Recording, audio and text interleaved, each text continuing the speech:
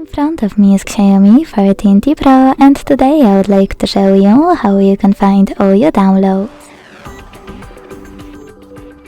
Begin by opening an app called File Manager. It should be in System Apps folder.